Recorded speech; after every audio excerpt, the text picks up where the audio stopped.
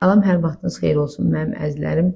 Allaha çox şükürlər olsun ki, mən azadlıqdayam və bir çox məqamlar var ki, onlara aydınlıq gətirmək istəyirəm.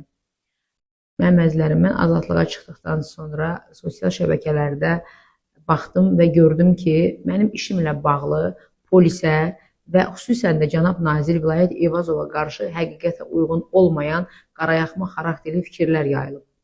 Mən bunlarla bağlı açıqlama vermək istəyirəm.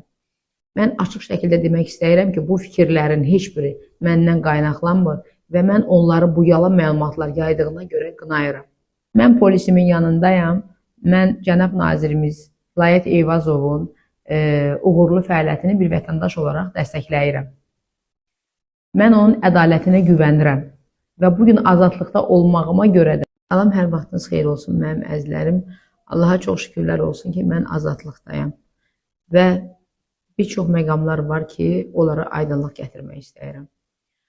Mənim əzizlərim, mən azadlığa çıxdıqdan sonra sosial şəbəkələrdə baxdım və gördüm ki, mənim işimlə bağlı polisə və xüsusən də cənab nazir Vilayət Eyvazova qarşı həqiqətə uyğun olmayan qarayaxma xarakterli fikirlər yayılıb. Mən bunlarla bağlı açıqlama vermək istəyirəm. Mən açıq şəkildə demək istəyirəm ki, bu fikirlərin heç biri məndən qaynaqlanmır və mən onları bu yalan məlumatlar yaydığına görə qınayıram. Mən polisimin yanındayam.